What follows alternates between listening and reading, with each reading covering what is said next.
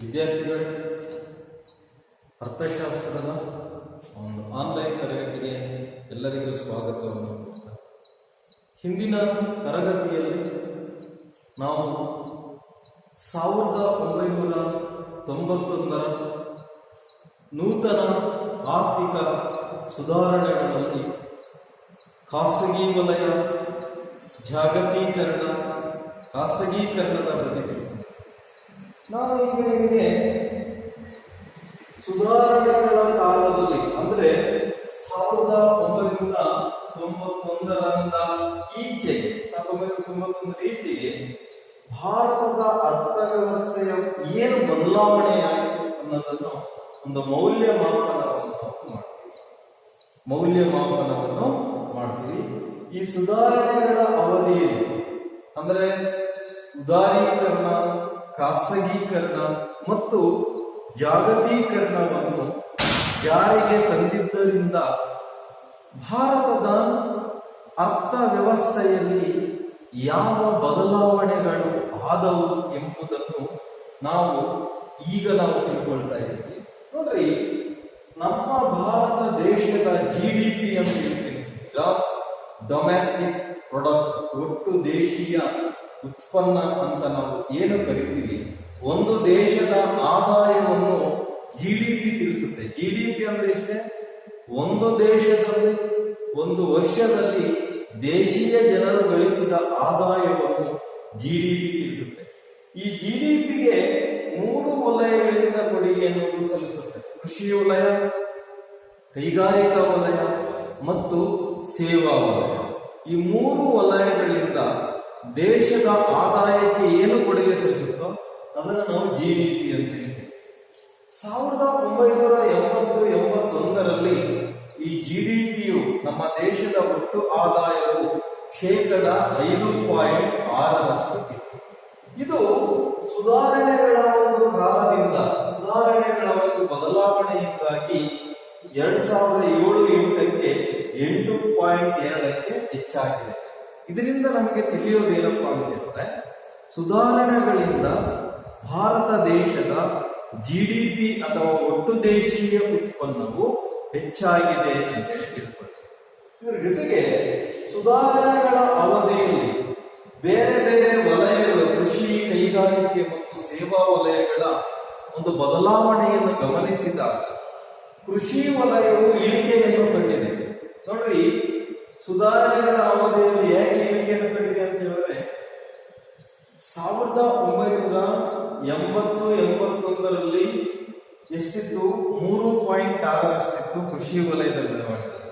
ಅದು 2012ನೇ ಯೋಜನೆ ಅಂತ ಹೇಳಿದ್ರೆ 2007-12ಕ್ಕೆ 4.6ಕ್ಕೆ ಬದಲಾವಣೆ ಆಗಿದೆ. ಸ್ವಲ್ಪ ಪ್ರಮಾಣದಲ್ಲಿ ಬದಲಾವಣೆ ಆಗಿದೆ.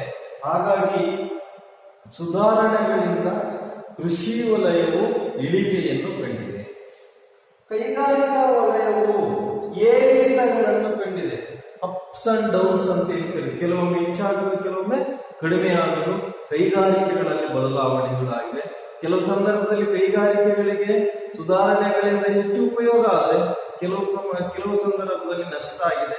ಹಾಗಾಗಿ ಇದನ್ನು ನಾವು ಏರಿಳಿತಗಳು ಅಂತ ಹೇಳ್ತೀವಿ. 1980-81ರಲ್ಲಿ ಭಾರತದ ಕೈಗಾರಿಕಾ ವಲಯದ ಬೆಳವಣಿಗೆ 7.1%.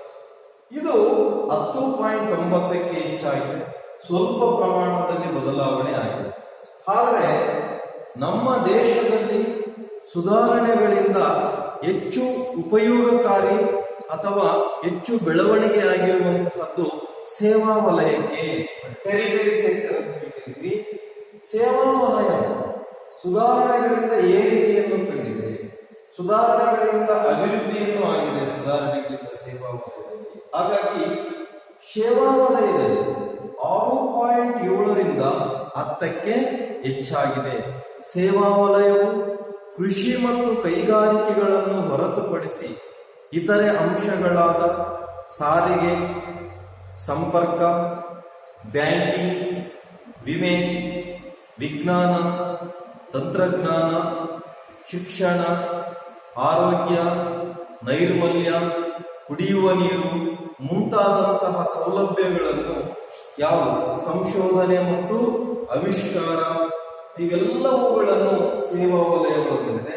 ಇವೆಲ್ಲ ವಲಯಗಳ ಒಂದು ಬೆಳವಣಿಗೆ ಮತ್ತು ಸುಧಾರಣೆಗಳಿಂದ ಅಥವಾ ಉದಾರೀಕರಣ, ಖಾಸಗೀಕರಣ ಮತ್ತು ಜಾಗತೀಕರಣದಿಂದ ನಮ್ಮ ದೇಶಕ್ಕೆ ಆಗಿದೆ ಅನ್ನೋದನ್ನು ನಾವು ಹೇಳ್ಬೋದು.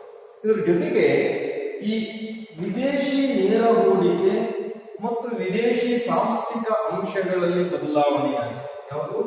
ವಿದೇಶಿ ನೇರ ಹೂಡಿಕೆ, ವಿದೇಶಿ ನೇರ ಹೂಡಿಕೆ ಮತ್ತು ಸಾಂಸ್ಥಿಕ ಅಂಶಗಳಲ್ಲಿ ಸಾಕಷ್ಟು ಅಭಿವೃದ್ಧಿಯನ್ನು ಸಾಧಿಸಿರುವುದನ್ನು ನಾವು ಕಾಣ್ತೀವಿ.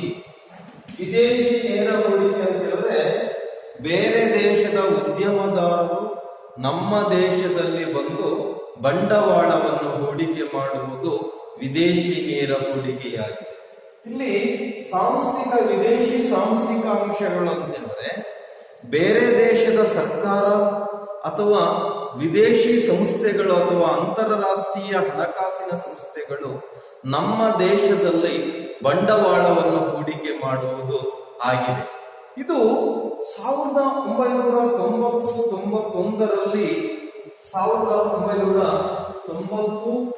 1991ರಲ್ಲಿ 100 ಬಿಲಿಯನ್ US ಡಾಲರ್ ಅನ್ನು ಒಳಗೊಂಡಿದೆ. ವಿದೇಶಿ ಹೂಡಿಕೆ, ಬೇರೆ ದೇಶದವರು ನಮ್ಮ ದೇಶದಲ್ಲಿ ಬಂಡವಾಳವನ್ನು ಹೂಡಿಕೆ ಮಾಡಿದ್ದು 100 ಬಿಲಿಯನ್ ಡಾಲರ್ ಅಷ್ಟು. ಇದು ಮಿಲಿಯನ್, ದಶಲಕ್ಷ ಕೋಟಿ ಅಂತ ಹೇಳಿದ್ರೆ ಅದು ಮಿಲಿಯನ್ ಡಾಲರ್ ಅಷ್ಟು. ಈ ಪ್ರಮಾಣ 2013-14ಕ್ಕೆ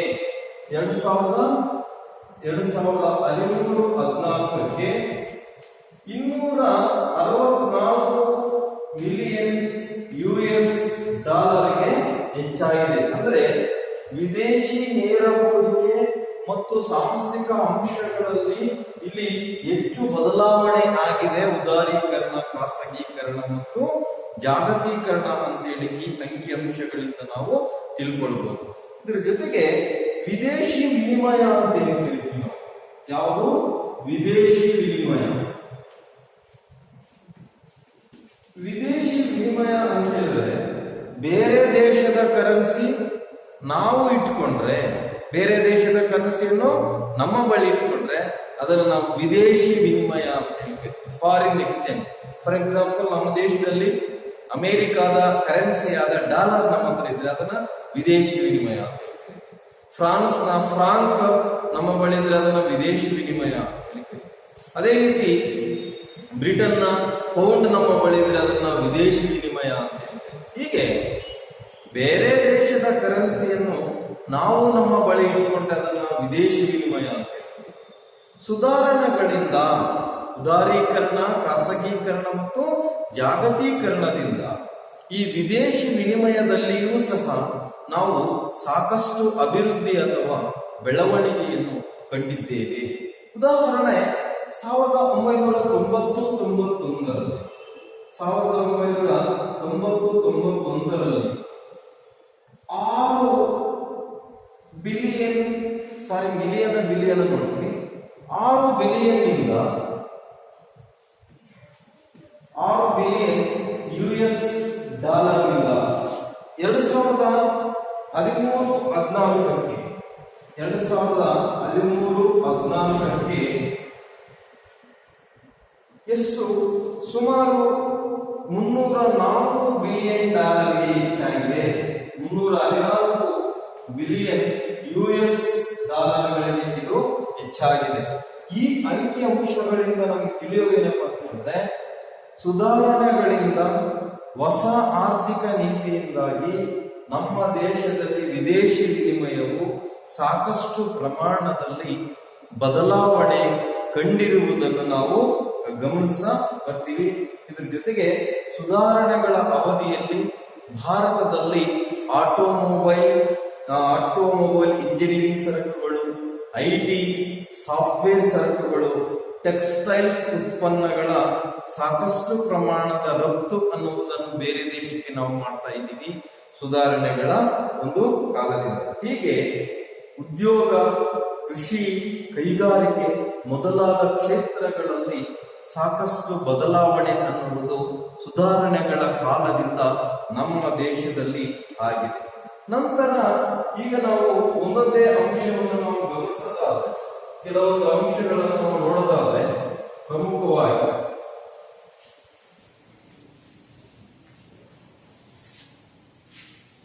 ಸುಧಾರಣೆಗಳ ಅವಧಿಯಲ್ಲಿ ಯಾವ್ಯಾವ ಕ್ಷೇತ್ರಗಳಿಗೆ ಏನೇನು ಬದಲಾವಣೆಗಳು ಆಯಿತು ಅನ್ನೋದನ್ನು ನಾವು ಒಂದೊಂದಾಗಿ ನೋಡೋದಾದ್ರೆ ನೋಡಿ, ಬೆಳವಣಿಗೆ ಮತ್ತು ಉದ್ಯೋಗ,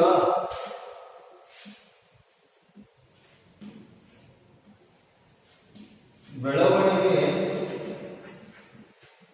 ಮತ್ತು ಉದ್ಯೋಗ ಸುಧಾರಣೆಗಳಿಂದ ನಮ್ಮ ಭಾರತದಲ್ಲಿ ಆರ್ಥಿಕ ಬೆಳವಣಿಗೆ ಅಥವಾ ಜಿಡಿಪಿ ಅನ್ನುವುದು ಏನಾಗಿದೆ? ಹೆಚ್ಚಾಗಿದೆ. ಜಿಡಿಪಿ ಏನಾಗಿದೆ? ಹೆಚ್ಚಾಗಿದೆ. ಆದರೆ ಉದ್ಯೋಗಾವಕಾಶಗಳು ನಿರೀಕ್ಷಿತ ಪ್ರಮಾಣದಷ್ಟು ಹೆಚ್ಚಾಗಲಿಲ್ಲ. ಯಾವುದರಿಂದ? ಸುಧಾರಣೆಗಳಿಂದ. ಹಾಗಾಗಿ ಉದ್ಯೋಗಾವಕಾಶಗಳು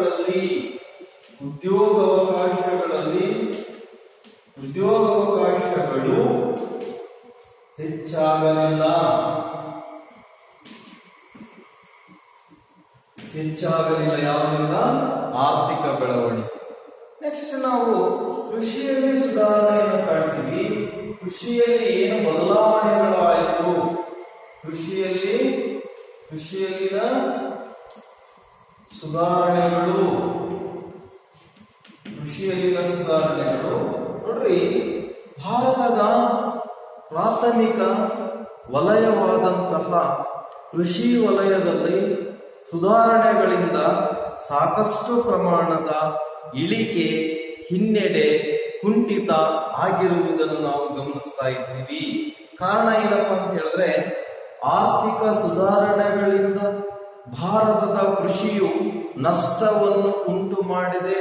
ಭಾರತದ ಕೃಷಿಗೆ ನಷ್ಟ ಅನ್ನುವುದು ಆಗಿದೆ. ಯಾಕೆ ಭಾರತದ ಕೃಷಿಗೆ ಇಲ್ಲಿ ನಷ್ಟ ಆಗಿದೆ ಅನ್ನೋದನ್ನು ನಾವು ನೋಡೋದಾದ್ರೆ, ಪ್ರಮುಖವಾಗಿ ನೀರಾವರಿ, ರಸ್ತೆಗಳು, ವಿದ್ಯುತ್ ಶಕ್ತಿ, ಮಾರುಕಟ್ಟೆ ಮೊದಲಾದ ಕ್ಷೇತ್ರಗಳು ಅಭಿವೃದ್ಧಿ ಅನ್ನುವುದು ಆಗಲಿಲ್ಲ ಸುಧಾರಣೆಗಳ ಅವಧಿಯಲ್ಲಿ. ಇದರ ಜೊತೆಗೆ ಸುಧಾರಣೆಗಳ ಅವಧಿಯಲ್ಲಿ ರಸಗೊಬ್ಬರಗಳ ಮೇಲಿನ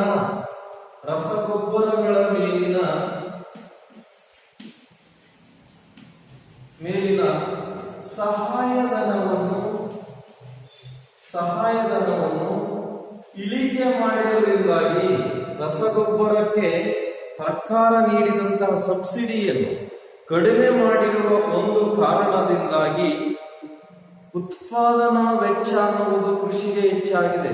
ಮೊದಲು ಹೆಚ್ಚು ಸಹಾಯಧನ ಕೊಡ್ತಿದ್ರು, ಕೃಷಿಕರಿಗೆ ಉತ್ಪಾದನೆ ಮಾಡೋದಕ್ಕೆ ಖರ್ಚು ಕಡಿಮೆ ಆಗ್ತಾ ಇತ್ತು. ಆದ್ರೆ ಸುಧಾರಣೆಗಳ ಅವಧಿಯಲ್ಲಿ ಈ ಸಹಾಯಧನದ ಮೇಲಿನ ಒಂದು ಏನೋ ವೆಚ್ಚ ಇದೆಯೋ, ಸಹಾಯಧನಗಳನ್ನು ಕಡಿಮೆ ಮಾಡಿದ್ರಿಂದಾಗಿ ಕೃಷಿಕರಿಗೆ ಉತ್ಪಾದನೆಯ ವೆಚ್ಚ ಅನ್ನುವುದು ದೊಡ್ಡ ಪ್ರಮಾಣದಲ್ಲಿ ಆಗ್ತಾ ಬರುತ್ತೆ. ಇದರಿಂದಾಗಿ ಸಾಮಾನ್ಯ ರೈತರು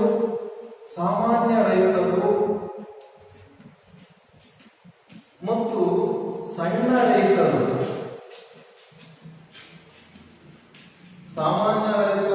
ಸಣ್ಣ ರೈತರಿಗೆ ಸುಧಾರಣೆಗಳಿಂದಾಗಿ ದೊಡ್ಡ ಸಮಸ್ಯೆ ಉಂಟಾಗುತ್ತೆ ಅಂತೇಳಿ ಹೇಳ್ಬೋದು. ಈ ಒಂದು ಕಾರಣದಿಂದಾಗಿ ಇಲ್ಲಿ ರೈತರ ಮೇಲೆ, ಭಾರತದ ಕೃಷಿಕರ ಮೇಲೆ ಇಲ್ಲಿ ಅಡ್ಡ ಪರಿಣಾಮಗಳಾಗುತ್ತೆ. ಇದ್ರ ಜೊತೆಗೆ ಪ್ರಮುಖವಾಗಿ ಭಾರತವು ಆಮದು ಸುಂಕಗಳನ್ನು ಕಡಿಮೆ ಮಾಡ್ತಾರೆ. ಆಮದು ಸುಂಕಗಳನ್ನು ಭಾರತವು ಕಡಿಮೆ ಮಾಡಿರುವ ಕಾರಣದಿಂದಾಗಿ ಬೇರೆ ದೇಶದಲ್ಲಿ ಉತ್ಪಾದಿಸಿದ ಕೃಷಿ ಸರಕುಗಳು ನಮ್ಮ ದೇಶದಲ್ಲಿ ಕಡಿಮೆ ಬೆಲೆಗೆ ಮಾರಾಟ ಆಗುತ್ತೆ. ಅಲ್ಲಿ ಅತ್ಯಾಧುನಿಕ ತಂತ್ರಜ್ಞಾನವನ್ನು ಬಳಸಿ ಉತ್ಪಾದನೆ ಮಾಡಿರ್ತಾರೆ. ಆದರೆ ನಮ್ಮ ದೇಶದಲ್ಲಿ ಹಳೆಯ ತಂತ್ರಜ್ಞಾನಗಳನ್ನು, ಸಾಂಪ್ರದಾಯಿಕ ತಂತ್ರಜ್ಞಾನವನ್ನು ಕೃಷಿಯಲ್ಲಿ ಬಳಕೆ ಮಾಡಿರುವ ಒಂದು ಕಾರಣದಿಂದಾಗಿ ಏನಾಗುತ್ತಪ್ಪ ಅಂತ ಹೇಳಿದ್ರೆ, ಇಲ್ಲಿ ಕೃಷಿಯ ಉತ್ಪಾದನಾ ವೆಚ್ಚ ಹೆಚ್ಚಾಗುತ್ತೆ. ಒಂದ್ ಕಡೆ ಹಳೆಯ ತಂತ್ರಜ್ಞಾನ, ಮತ್ತೊಂದು ಕಡೆ ರಸಗೊಬ್ಬರ, ಬಿತ್ತನೆ ಬೀಜಗಳು ಮುಂತಾದವುಗಳ ಪೂರೈಕೆ ಕಡಿಮೆಯಾಗುತ್ತೆ ಕೃಷಿಕರಿಗೆ. ಇದರಿಂದಾಗಿ ಉತ್ಪಾದನಾ ವೆಚ್ಚ ಹೆಚ್ಚಾಗಿ ವಸ್ತುಗಳ ಬೆಲೆಗಳನ್ನು ಹೆಚ್ಚು ಮಾಡಬೇಕಾಗಿ ಪರಿಸ್ಥಿತಿ ಬರುತ್ತೆ.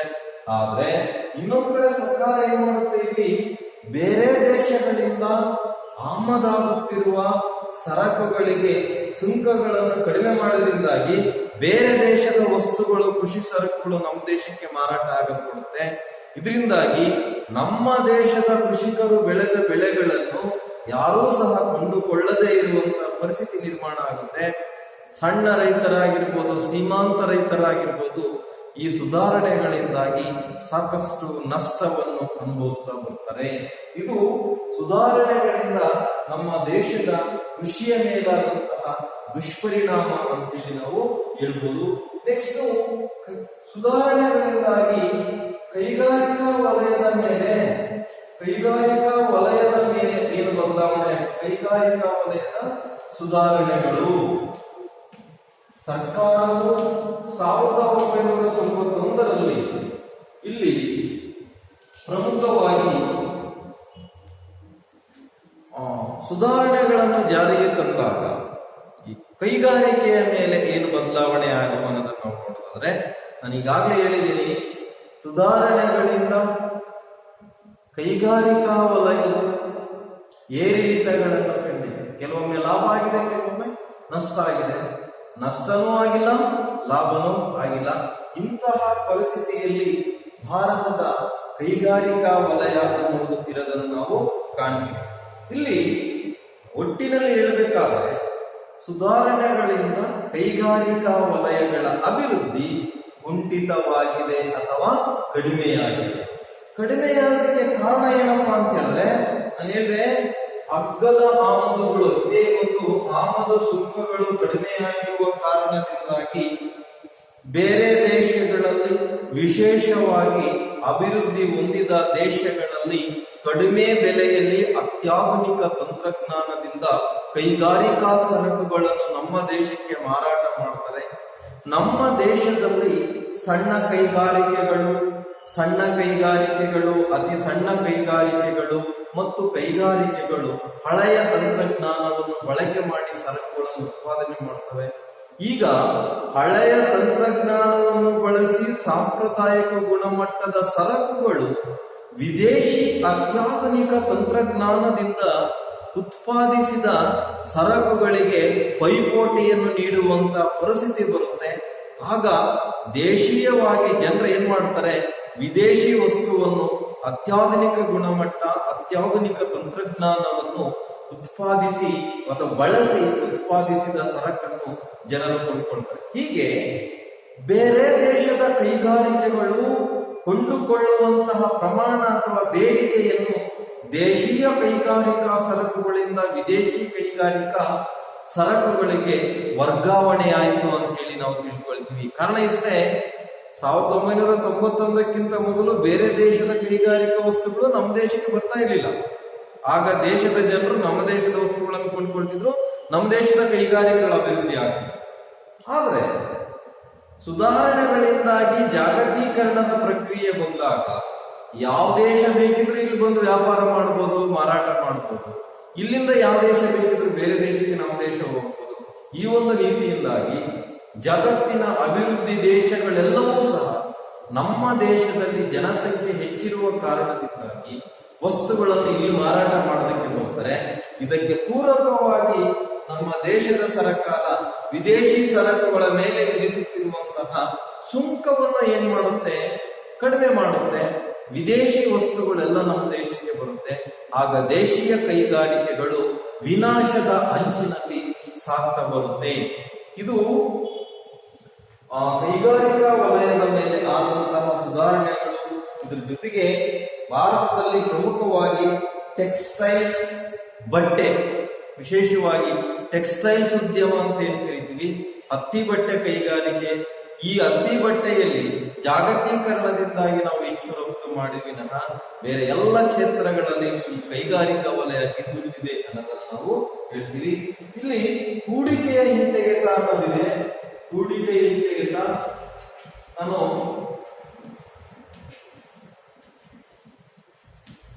ಜಾಗತೀಕರಣದ ಪ್ರಕ್ರಿಯೆ ಮಾಡಬೇಕಾದ್ರೆ ಹೇಳಿದೆ, ಹೂಡಿಕೆ ಹಿಂತೆಗೆತ ಅಂತ ಹೇಳಿದ್ರೆ ಸರ್ಕಾರಿ ಒಡೆತನದ ಸಮಬಂಡವಾಳದ ಒಂದು ಭಾಗವನ್ನು ಸರ್ಕಾರ ಖಾಸಗಿ ವಲಯದವರಿಗೆ ಮಾರಾಟ ಮಾಡುವುದು ಹೂಡಿಕೆಯ ಹಿಂತೆಗೆತವಾಗಿದೆ. ಅಥವಾ ಸರ್ಕಾರ ಹೂಡಿದಂತಹ ಬಂಡವಾಳವನ್ನು ವಾಪಸ್ ಹಿಂತೆಗೆದುಕೊಂಡು ಖಾಸಗಿ ವಲಯದವರಿಗೆ ಅವಕಾಶ ಮಾಡಿಕೊಡುವುದನ್ನು ನಾವು ಹೂಡಿಕೆಯ ಹಿಂತೆಗೆತ ಅಂತೇಳಿ ಕರೀತೀವಿ. ಈ ಹೂಡಿಕೆ ಹಿಂತೆಗೆತ ಸರ್ಕಾರ ಎಷ್ಟೆಷ್ಟು ಪ್ರಮಾಣದಲ್ಲಿ ವಾಪಸ್ ತೆಗೆದುಕೊಂಡು ಎಷ್ಟು ಪ್ರಮಾಣದಲ್ಲಿ ಖಾಸಗಿ ವಲಯಕ್ಕೆ, ನಮ್ಮ ದೇಶದ ಖಾಸಗಿ ವಲಯಕ್ಕೆ ಅವಕಾಶ ಮಾಡಿಕೊಡ್ತು ಅನ್ನೋದನ್ನು ನಾವು ನೋಡೋದಾದ್ರೆ ನೋಡ್ರಿ, 1991ರಲ್ಲಿ 2500 ಕೋಟಿ ರೂಗಳಷ್ಟು ಹಣವನ್ನು ಸರ್ಕಾರ ಹೂಡಿಕೆಯ ಹಿಂತೆಗೆತದ ಮೂಲಕ ವಾಪಸ್ ತೆಗೆದುಕೊಂಡು ಅಲ್ಲಿ ಸರ್ಕಾರ ಖಾಸಗಿ ವಲಯಕ್ಕೆ ಅವಕಾಶ ಮಾಡಿಕೊಟ್ಟಿದೆ. ಇದರ ಪ್ರಮಾಣ ಇತ್ತೀಚೆಗೆ 3040 ಕೋಟಿಗೆ ಹೆಚ್ಚಾಗುತ್ತೆ. 3040 ಕೋಟಿ ರೂಪಾಯಿಗಳಿಗೆ ಇಲ್ಲಿ ಹೆಚ್ಚಾಗ್ತಾ ಬರುತ್ತೆ.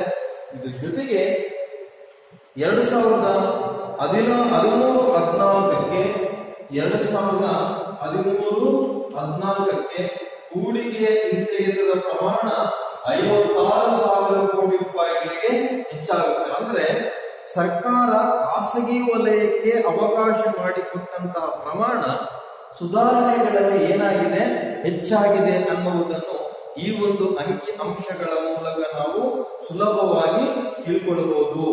ನೆಕ್ಸ್ಟ್ ಕೊನೆಯದಾದಂತಹ ಒಂದು ಅಂಶ ಇದೆ, ಕೋಶೀಯ ನೀತಿಯಲ್ಲಿನ ಸುಧಾರಣೆ. ಕೋಶೀಯ ನೀತಿಯಲ್ಲಿನ ಸುಧಾರಣೆ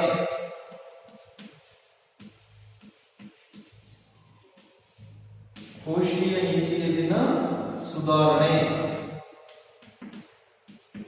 ಕೋಶೀಯ ನೀತಿ ಅಂದ್ರೆ ಇಷ್ಟೇ, ಒಂದು ದೇಶದ ಆದಾಯ, ಒಂದು ದೇಶದ ವೆಚ್ಚ, ಒಂದು ದೇಶದ ಸಾಲಕ್ಕೆ ಸಂಬಂಧಿಸಿದ ನೀತಿ ಅಥವಾ ಕಾನೂನನ್ನು ಕೋಶೀಯ ನೀತಿ ಅಂತೇಳಿ ಕರಿತೀವಿ. ಅಂದ್ರೆ ನಮ್ಮ ದೇಶದಲ್ಲಿ ಕೋಶೀಯ ನೀತಿ ಅಂದ್ರೆ ಸರ್ಕಾರದ ಆದಾಯ, ಸರ್ಕಾರದ ವೆಚ್ಚ, ಸರ್ಕಾರದ ಸಾಲಕ್ಕೆ ಸಂಬಂಧಿಸಿದಂತೆ ಅನುಸರಿಸುವಂತಹ ನೀತಿಯನ್ನು ನಾವು ಕೋಶೀಯ ನೀತಿ ಅಂತ ಹೇಳಿ ಕರೀತೀವಿ. ಈ ಕೋಶೀಯ ನೀತಿಗೆ ಸುಧಾರಣೆಗಳಿಂದ ಯಾವ ರೀತಿಯಾದ ಬದಲಾವಣೆಗಳು ಆಯಿತು ಎನ್ನುವುದನ್ನು ನಾವು ಗಮನಿಸುವುದಾದರೆ ನೋಡ್ರಿ, ಈ ಕೋಶೀಯ ನೀತಿಯಲ್ಲಿನ ಬದಲಾವಣೆಯಲ್ಲಿ ಪ್ರಮುಖವಾಗಿ ಸರ್ಕಾರಕ್ಕೆ ಸಾಕಷ್ಟು ಪ್ರಮಾಣದ ಆದಾಯ ತೆರಿಗೆಯಿಂದ ಬರುತ್ತೆ ಅಂತೇಳಿ ನಿರೀಕ್ಷೆ ಮಾಡಿದ್ರು. ಸರ್ಕಾರ ಪ್ರತ್ಯಕ್ಷ ಪರೋಕ್ಷ ತೆರಿಗೆಗಳನ್ನು ವಿಧಿಸುತ್ತೆ, ಅದರಿಂದ ಹೆಚ್ಚು ತೆರಿಗೆ ಬರುತ್ತೆ ಅಂತೇಳಿ ನಿರೀಕ್ಷೆ ಮಾಡಿತ್ತು. ಆದರೆ ತೆರಿಗೆಗಳಿಂದ ಸರ್ಕಾರಕ್ಕೆ ಬರುವಂತಹ ಆದಾಯ ಕಡಿಮೆಯಾಯಿತು.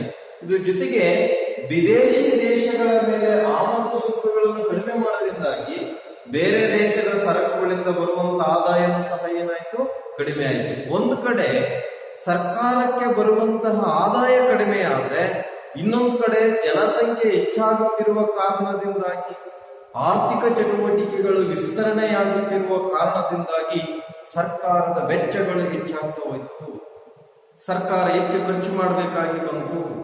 ವಿವಿಧ ರೀತಿಯ ಕಾರಣದಿಂದಾಗಿ ಏನಾಗುತ್ತೆ, ಕೋಶೀಯ ನೀತಿಯಲ್ಲಿ ಸಾಕಷ್ಟು ಪ್ರಮಾಣದ ಬದಲಾವಣೆ ಮಾಡಿತು. ಅನಿವಾರ್ಯವಾಗಿ ಸರ್ಕಾರವು ತನ್ನ ಆದಾಯಕ್ಕಿಂತ ವೆಚ್ಚ ಜಾಸ್ತಿ ಆಗಿದ್ದರಿಂದ ವಿದೇಶಿ ಹಣಕಾಸಿನ ಸಂಸ್ಥೆಗಳು ಅಥವಾ ಅಂತಾರಾಷ್ಟ್ರೀಯ ಬ್ಯಾಂಕುಗಳಿಂದ ಸಾಲಗಳನ್ನು ಪಡೆಯುವಂತ ಸ್ಥಿತಿ ಬಂತು.